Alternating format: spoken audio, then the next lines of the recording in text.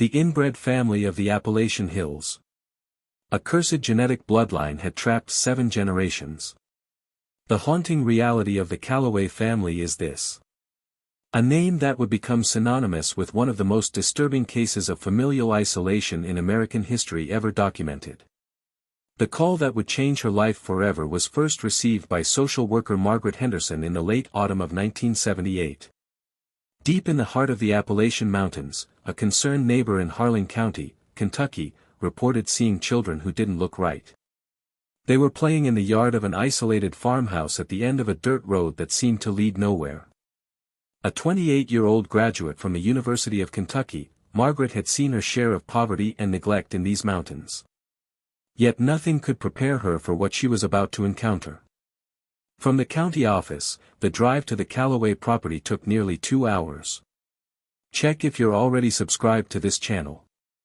Through dense forests of oak and pine twisted the narrow road, where the autumn leaves created a canopy so thick that even at midday the sunlight struggled to penetrate.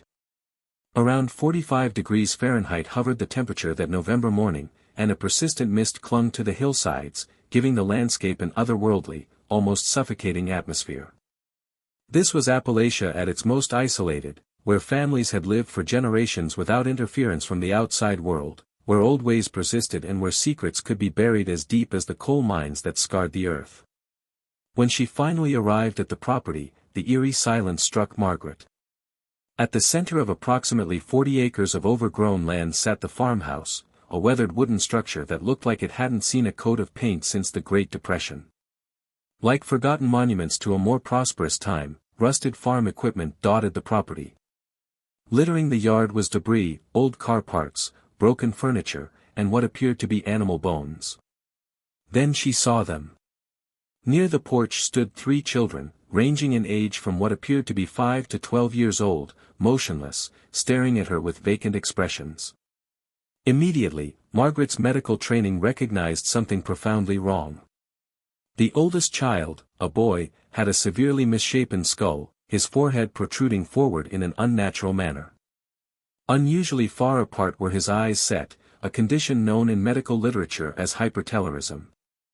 The middle child, the girl, had what appeared to be a cleft palate that had never been surgically corrected, causing her mouth to remain partially open, malformed teeth revealed. The youngest displayed signs of microcephaly, his head noticeably smaller than normal for his age, indicating severe developmental issues. As Margaret approached slowly, speaking in soft, reassuring tones, from the house emerged an elderly woman. She introduced herself as Delilah Calloway, born in 1902, which made her 76 years old at the time of this encounter. Equally troubling was Delilah's appearance.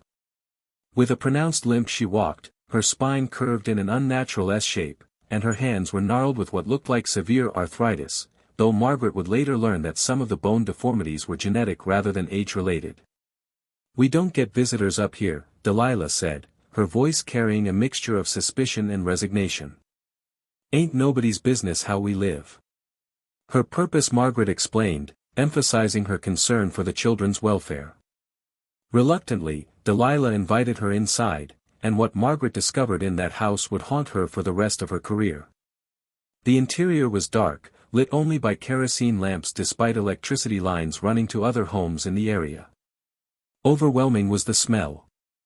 A mixture of unwashed bodies, rotting food, and something else Margaret couldn't quite identify. Something medicinal and sick. Check if you're already subscribed to this channel. Inside, she counted 11 people living in the 4-room house. As her eyes adjusted to the dim light, Margaret began to document what she saw. In a corner sat a man in his 50s, rocking back and forth, making guttural sounds. Her son Thomas was how Delilah identified him, explaining that he had never been right in the head since birth. On a worn couch sat 2 teenage girls, both pregnant, their bellies swollen beneath dirty dresses. Their facial features bore striking similarities to the children outside, the same wide-set eyes, the same protruding foreheads. Her training told her she was looking at a textbook case of inbreeding depression, the accumulation of harmful genetic mutations resulting from generations of reproduction between close relatives. But beyond anything she had studied in her university courses went the scope of what she was witnessing.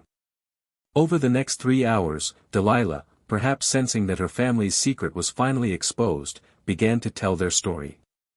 In the thick Appalachian dialect of the region she spoke, her words painting a picture of isolation so complete that it seemed impossible in modern America. The Callaway family had settled in these mountains in 1847 when Jonathan Callaway, Delilah's great-great-grandfather, purchased the land for $27.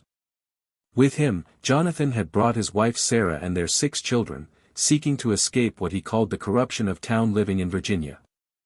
The family established a farm, raised livestock, and for the first few decades maintained relatively normal connections with neighboring communities.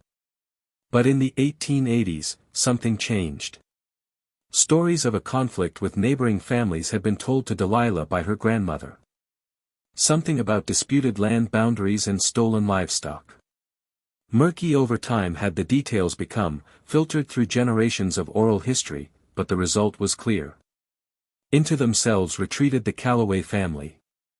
They stopped attending the local church. They stopped trading at the general store. They stopped socializing at community gatherings. By the early 1900s, the isolation had become absolute. And with that isolation came a practice that would doom their bloodline. Cousins began marrying cousins. Brothers and sisters formed unions that produced children. When Delilah spoke of her own parents, she referred to them simply as Ma and Pa, never elaborating on their relationship, but the implication was clear in the way she avoided Margaret's probing questions. "We kept the family pure," Delilah said, using a phrase that made Margaret's skin crawl. "Outsiders bring trouble. We learned that long ago. Better to keep to our own, keep the land in the family. Keep the name clean." Margaret asked about the children's parents, and Delilah pointed to various adults in the house. But the relationships she described were so tangled that Margaret struggled to map them out. The pregnant teenagers, she learned, were actually sisters who were expecting children by their own brother, a 20-year-old man named Jacob, who sat near the wood stove, seemingly oblivious to the conversation happening around him. Staggering were the medical implications of what Delilah was describing. 7 generations of systematic inbreeding had created what geneticists would later calculate as a coefficient of inbreeding approaching 0.5, a number typically only seen in laboratory experiments with isolated animal populations. To put this in perspective, first cousins who have children together produce offspring with a coefficient of inbreeding of 0.0625. The genetic equivalent of siblings reproducing with siblings repeatedly over nearly a century and a half were the Callaway children. Margaret asked about infant mortality, and chilling in its casual delivery was Delilah's response. "Most babies born here don't make it past their first winter," she said. "The weak ones die off. That's natural. The ones that survive are meant to be here." When pressed for numbers, Delilah estimated that for every child who survived to age 5, 3 or 4 had died in infancy.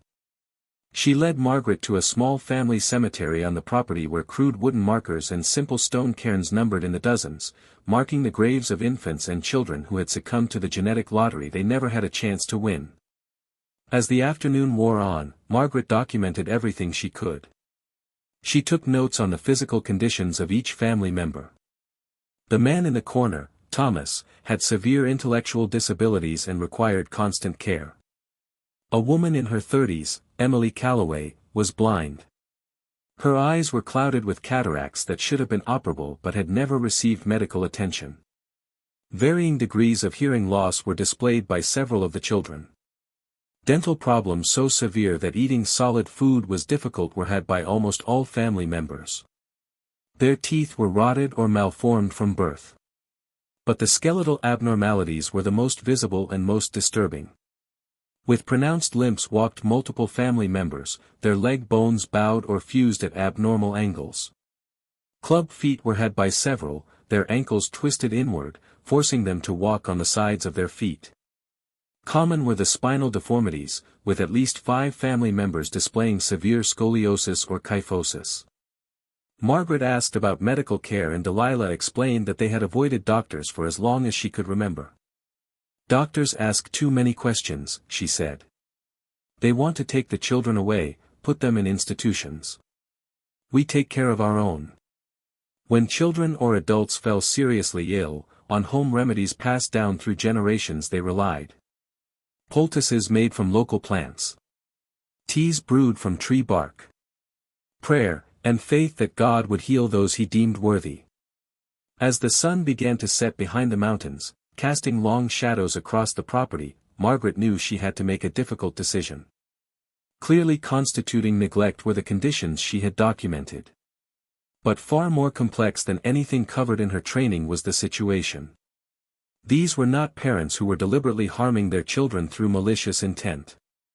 They were victims themselves, trapped in a cycle of genetic deterioration and cultural isolation that had begun long before any of them were born.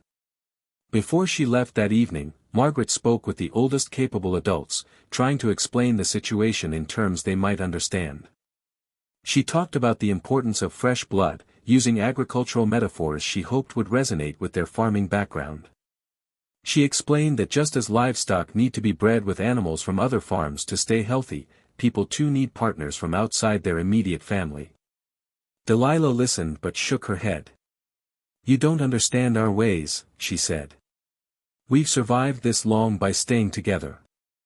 You people from town, you think you know better, but you don't live up here.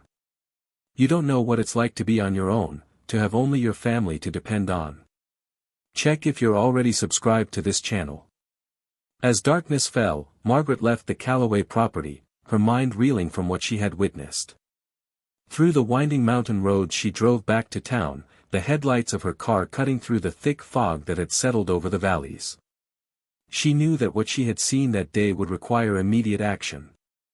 But she also understood that unraveling 7 generations of inbreeding and isolation would be a task that extended far beyond her authority as a social worker. That night in her small apartment in Harlan, Margaret sat at her typewriter and began writing her report. She documented everything: the physical conditions, the family relationships, the living conditions, and the clear signs of ongoing reproductive practices that would only deepen the genetic crisis. With a recommendation for immediate intervention she concluded her report, but she also included a note that would prove prophetic. "This family represents a tragedy that has been building for over a century," she wrote. "Any intervention now will be too late for many, but may save future generations from the same fate. Because the darkest secrets of humanity's genetic legacy are hidden in stories like these. And you won't find them anywhere else. More disturbing than fiction is the truth." Within 48 hours of Margaret Henderson's report reaching the Kentucky Department of Human Services, a full investigation team was assembled. This was November 1978, and the bureaucratic wheels, though slow, were beginning to turn. The team consisted of Margaret, 2 additional social workers, a physician from the county hospital named Dr. Robert Chen, and Sheriff Daniel McCormick, whose jurisdiction included the remote area where the Callaway family lived. A 43-year-old physician who had moved to Kentucky from San Francisco 5 years earlier, Dr. Chen brought with him a level of medical expertise rarely seen in rural Appalachia. He had completed his residency at the University of California Medical Center and had published several papers on genetic disorders. When he reviewed Margaret's initial report, he immediately recognized the signs of what medical literature was beginning to call founder effect and inbreeding depression. The team returned to the Callaway property on November 18, 1978, a cold Saturday morning when frost covered the ground and their breath formed white clouds in the freezing air. This time they came with legal authority, a court order granting them access to examine all family members and assess the living conditions. The paperwork was carried by Sheriff McCormick, though everyone understood that in these remote mountains, legal documents meant little compared to the trust they would need to build with the family.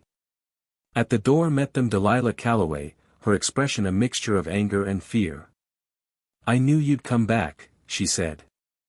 "I told the others you'd bring more people. You're going to take them away, aren't you? You're going to tear this family apart." Dr. Chen stepped forward, his voice calm and professional. "Mrs. Callaway, we're here to help. We need to examine everyone in the house, understand their medical conditions. Some of these conditions can be treated. The children especially need help. What followed was 6 hours of intensive medical examination. In the family's main room, Dr. Chen set up a makeshift examination area using a kerosene lamp and his flashlight to provide adequate lighting. One by one, family members were examined, their conditions documented with clinical precision. More severe than even Margaret's initial report had suggested were the findings. Dr. Chen discovered that the 3 youngest children, ages 2, 4, and 6, all suffered from profound developmental delays.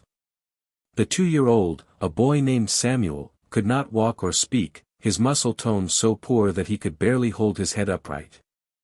The 4-year-old girl, Ruth, could walk, but only in an unsteady stumble, and she had never spoken a word. The 6-year-old Caleb functioned at approximately the level of a 2-year-old, unable to communicate beyond grunts and simple gestures. Patterns of bone development that Dr. Chen had only seen in medical textbooks were revealed by the skeletal surveys. What's known as mandibular prognathism, where the lower jaw extends far beyond the upper jaw, was displayed by multiple family members, creating severe bite problems and difficulty eating. In their necks and spines, 3 of the teenagers had fused vertebrae, limiting their range of motion and causing chronic pain. 2 of the adult males, brothers, aged 34 and 38, both had club feet so severe that they had never been able to wear normal shoes, instead wrapping their feet in cloth and leather scraps. But it was the neurological issues that concerned Dr. Chen most. Signs of significant intellectual disability were shown by at least 8 family members, their cognitive function so impaired that they required constant supervision for even basic tasks. From mild learning difficulties to profound intellectual disability varied the degree of impairment, where individuals could not communicate, feed themselves, or control their bodily functions. During the examinations, Dr. Chen attempted to construct a family tree, asking each adult to explain their relationship to the others. A genealogical nightmare was what emerged. The product of a union between first cousins was Delilah, the matriarch. Her husband, who had died in 1965, had been her second cousin. Their children had then reproduced with each other and with other close relatives. One particularly disturbing revelation came when Dr. Chen examined the 2 pregnant teenagers, Sarah and Martha, ages 15 and 17. When he asked about the fathers of their unborn children, both girls pointed to Jacob, their 19-year-old brother. Delilah interrupted, explaining matter-of-factly, "That's how it's always been done. The boys take care of the girls. They keep it in the family." Dr. Chen also discovered that Martha, the 17-year-old, was not pregnant for the first time. A child had been given birth to by her 2 years earlier who had lived only 3 days, dying from what Delilah described as breathing problems. The baby, never registered with any official agency, was buried in the family cemetery. When Dr. Chen asked if they had sought medical help, Delilah shook her head. "We handled it ourselves. The Lord decides who lives and who dies." As the medical examinations continued, Margaret and the other social workers documented the living conditions in detail. The house had no indoor plumbing. From a well that appeared contaminated was water drawn, based on the greenish tinge of the water and the strong mineral smell. About 50 feet from the main dwelling was located the outhouse, a crude wooden structure that barely provided shelter. In November, with temperatures dropping into the 20s at night, using the outdoor facility would have been extremely difficult for family members with mobility issues. The house had electricity available from power lines that reached the property, but the Calloway family had never connected to them. Delilah explained that her father had refused to allow government electricity into the house, believing it would bring outside influence and corruption.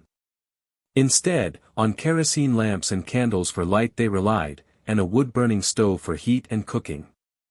Minimal were food supplies. Primarily on cornmeal, dried beans, and occasional wild game survived the family, that the more capable men could hunt. A few chickens they kept, but egg production was low due to the birds' poor health and the family's inability to properly care for them. Dr. Chen estimated that most family members were severely malnourished, their diets lacking in essential vitamins and minerals necessary for proper development, especially crucial for the growing children and pregnant teenagers. While the medical examinations continued, Sheriff McCormick explored the property. He discovered several concerning items. In one of the back rooms were improvised restraints, crude rope and leather straps that Delilah explained were necessary to keep the troubled ones from hurting themselves. He found a locked room that contained what appeared to be a teenage boy, approximately 16 years old, who screamed and thrashed violently when anyone approached. Delilah explained that this was her grandson, Elijah, who had devil fits and needed to be kept confined for his own safety and the safety of others. Dr. Chen immediately recognized this as likely epilepsy, a condition known to occur with higher frequency in populations with high rates of consanguinity. Without proper medication or medical intervention, Elijah's seizures had gone uncontrolled for his entire life. The isolation he experienced, locked in a dark room for most of each day, had undoubtedly caused additional psychological trauma. As the investigation team prepared to leave late that afternoon, they held a conference in their vehicles away from the house. Unanimous was the consensus. Immediate intervention was necessary. The children needed medical care, proper nutrition, education, and protection from continued exposure to an environment that was perpetuating their suffering. The pregnant teenagers needed prenatal care and counseling. The adults with treatable conditions needed access to proper medical facilities. But Sheriff McCormick raised a practical concern that would complicate everything. Where exactly are we going to place 11 people, most of whom have severe disabilities? Our county doesn't have the facilities. The nearest institution that could handle this is 3 counties away, and they're already overcrowded. And legally removing adults who aren't deemed incompetent is problematic, even if the situation is terrible. A compromise was proposed by Dr. Chen. They would begin by focusing on the children and the pregnant teenagers who were clearly at immediate risk. A hearing would be scheduled in family court to determine custody. Meanwhile, they would try to establish some basic services at the property, connecting the electricity, providing medical supplies, arranging for regular visits from health workers. Margaret disagreed strongly. "Doctor, you're talking about putting a bandage on a wound that needs surgery. If we leave the adults there, and if we eventually have to return these children to that environment, we're just perpetuating the cycle. Those pregnant girls will have babies with severe genetic problems, and those babies will grow up in the same isolation, and in 15 or 20 years they'll reproduce with their siblings or cousins, and it will continue." The debate continued until darkness fell. Finally, they agreed on a staged approach. The immediate priority was emergency medical care. The most severely affected children would be taken to the county hospital that evening for evaluation and treatment. The pregnant teenagers would also be hospitalized for prenatal assessment. A court hearing would be scheduled within the week to determine longer-term custody arrangements. When they returned to the house to explain their decision, more volatile than expected was the reaction. Agitated became Delilah, shouting that they had no right to split up the family. "You people don't understand," she screamed, her voice cracking with emotion. "We're all we have. You take them away and what happens to us? We die up here alone. That's what happens." Aggressive became Jacob, the 19-year-old who had fathered his sister's children, grabbing a hunting rifle from beside the door. Immediately, Sheriff McCormick drew his weapon, and for several tense minutes, the situation teetered on the edge of violence. Finally, Dr. Chen stepped between them, his hands raised in a calming gesture. "Jacob, we're not your enemies. Your brother Samuel, the 2-year-old, he's dying. Do you understand that? Without medical help, he won't live to see his 3rd birthday. Your sisters, Sarah and Martha, they're carrying babies that might not survive without proper medical care. We're trying to save lives here, not destroy your family." Whether it was Dr. Chen's words or the reality of the loaded guns pointed at each other, the tension finally broke. Jacob lowered his rifle. Delilah collapsed into a chair, sobbing. The rest of the family members, many of whom had watched the confrontation with confused expressions, remained motionless. That night, 3 vehicles made the 2-hour journey back to Harlan. Margaret rode with Sarah and Martha, the pregnant teenagers, trying to comfort them as they cried for their family. Dr. Chen transported Samuel, Ruth, and Caleb, the three youngest and most severely impaired children, monitoring their vital signs throughout the journey. Sheriff McCormick brought Elijah, the epileptic teenager who had been kept in isolation, sedated with medication Dr. Chen had administered to prevent seizures during the transport. At the hospital, the night shift staff were shocked by what they saw. The emergency room physician, Dr. Patricia Williams, later testified that in her 15 years of medical practice, she had never encountered such a concentrated presentation of genetic disorders in a single family group.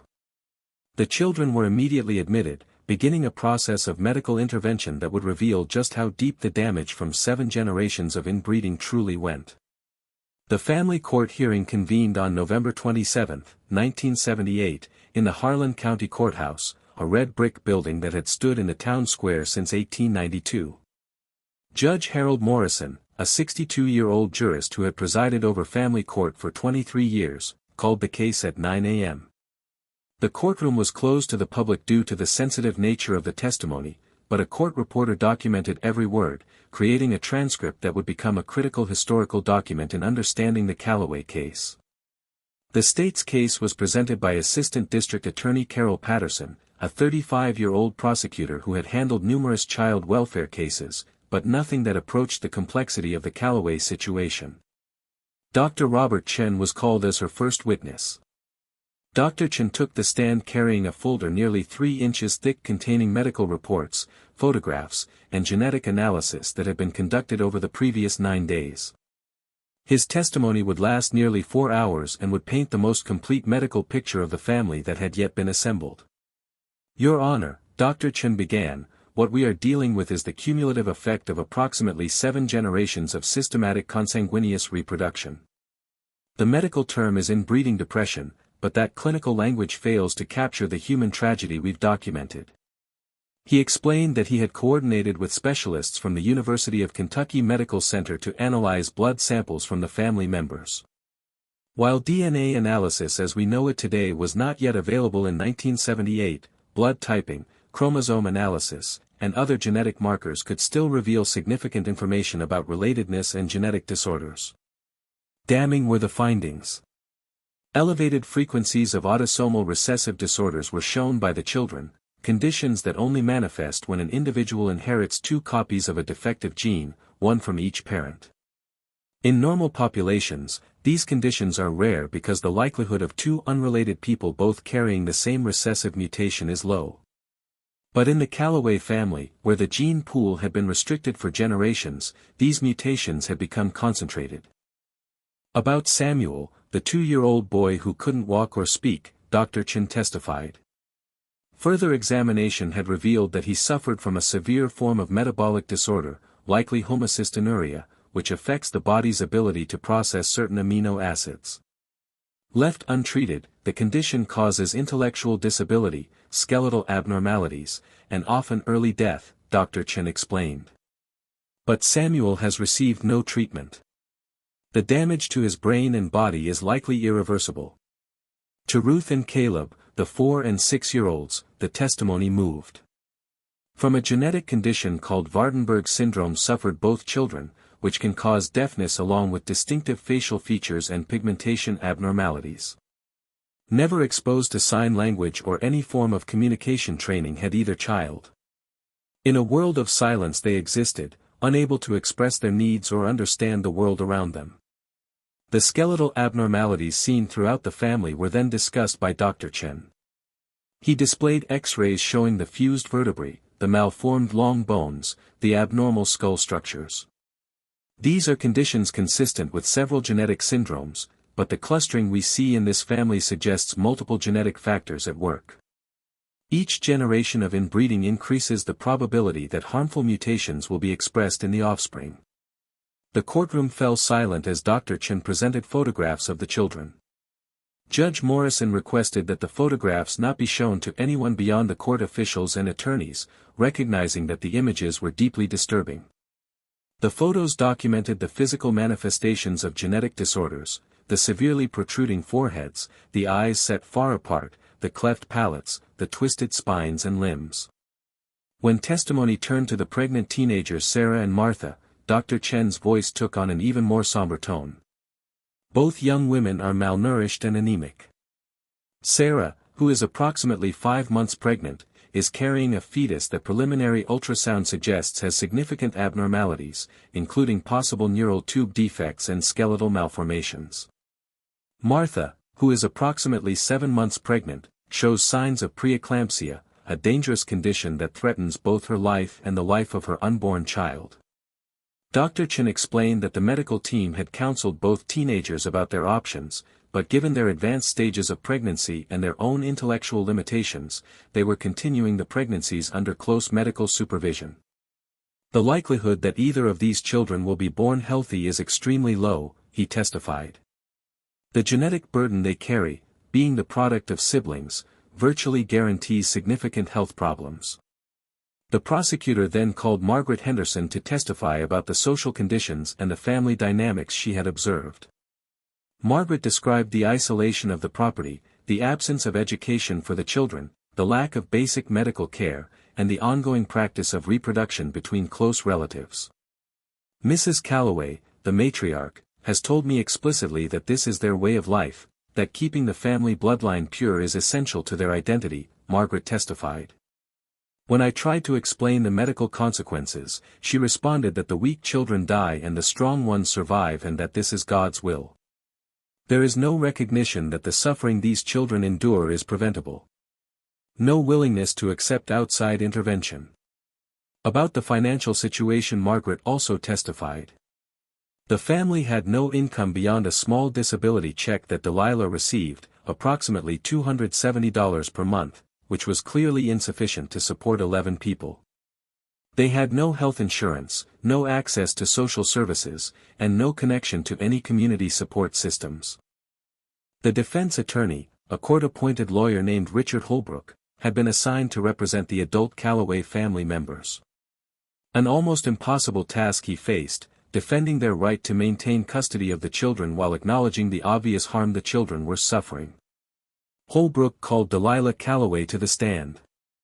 At 76 years old, walking with her pronounced limp and requiring assistance to climb into the witness box, Delilah cut a sympathetic figure despite the horrifying practices she had perpetuated. Mrs. Calloway, Holbrook began gently, can you explain to the court why your family has lived in such isolation for so many generations? Delilah's testimony provided some historical context that hadn't been fully understood before. In her thick Appalachian accent she spoke, her words sometimes difficult for the court reporter to transcribe accurately. She described how her grandfather had told her stories of betrayal and persecution by neighboring families in the late 1800s. How the Calloways had been accused of theft and had faced threats of violence. My granddaddy said they tried to run us off our land, Delilah testified.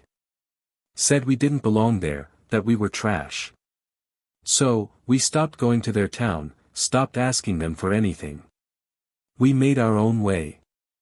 And my daddy taught us that family is all you can trust. Outsiders bring nothing but trouble. When asked about the practice of close relatives having children together, Delilah's response revealed a worldview shaped by generations of isolation and limited education. We didn't see nothing wrong with it, she said. The Bible talks about brothers and sisters in the early days, doesn't it? We kept our family strong by keeping it together. We didn't want strangers coming in, taking our land, corrupting our ways. Prosecutor Patterson cross-examined Delilah, pressing her on the infant mortality rate and the obvious suffering of the surviving children. Mrs. Calloway, you testified that most babies born in your family don't survive their first year. Doesn't that suggest to you that something is seriously wrong? Chilling in its simplicity was Delilah's response. The weak ones die. The strong ones live. That's nature's way. We can't all be strong. And the children who survive but can't walk, can't talk, can't take care of themselves. You don't see that as suffering? For a long moment Delilah was quiet before answering. They're loved. They're cared for. That's more than a lot of children get. The testimony continued for 3 days.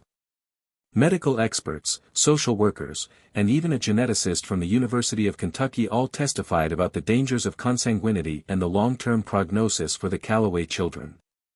The geneticist, Dr. Elizabeth Thornton, explained that the coefficient of inbreeding in the family was so high that it was comparable to what researchers had observed in isolated island populations and in certain royal families in history where uncle-niece and first-cousin marriages were common. The genetic load, the accumulation of harmful mutations, becomes insurmountable after several generations, Dr. Thornton testified. We see increased rates of every category of genetic disorder, metabolic diseases, skeletal abnormalities, sensory deficits, intellectual disabilities, immune system problems, and increased cancer rates. The Callaway family represents an extreme example of what happens when a gene pool becomes too restricted. On the third day of testimony, something unexpected happened. Without notice appeared Jacob Callaway, the 19-year-old father of his sister's children, at the courthouse. He had walked the 2-hour journey from the family property, arriving disheveled and agitated. He demanded to be heard. Judge Morrison, after consulting with the attorneys, allowed Jacob to make a statement. What followed was one of the most poignant moments in the entire proceeding. Jacob stood before the court, barely literate, intellectually limited, but speaking from a place of genuine emotion. I don't understand all this talk about genes and disorders, he said, his voice shaking. I just know that Sarah and Martha are my sisters, and I love them. The babies they're carrying are my babies and I want to take care of them. Nobody never taught me that what we was doing was wrong. Mrs. Delilah said it was our way and I believed her. He continued, tears streaming down his face. But I've been thinking about little Samuel, how he can't walk or talk. And I've been thinking about all the babies buried in our cemetery. And I'm starting to think maybe you all are right. Maybe we did something terrible without knowing it was terrible. I don't want my babies to suffer like Samuel is suffering. I don't want them to die like the others died. The courtroom was absolutely silent. Even the judge, who had maintained professional composure throughout the disturbing testimony, appeared moved. Jacob's statement revealed what many had suspected: the Callaway family members were not malicious or intentionally cruel. They were themselves victims of isolation, limited education, and a cultural practice that had been normalized over generations. At this strategic moment, the weight of what Jacob said hung over everyone present. His words echo what so many people fail to see in cases like these. The perpetrators are victims, too. Caught in cycles they never chose and never understood. Say this in the comments: these families never meant to cause harm. They were trapped by ignorance, not evil. Judge Morrison called for a recess to consider all the testimony. When court resumed the following morning, he delivered his ruling. This case represents one of the most difficult decisions I have faced in my career on the bench, Judge Morrison began. We are confronting the intersection of individual liberty, family autonomy, child welfare, and public health. The evidence presented is overwhelming that the children in the Callaway family have suffered significant harm due to the genetic consequences of consanguineous reproduction and due to the neglectful conditions in which they've been raised.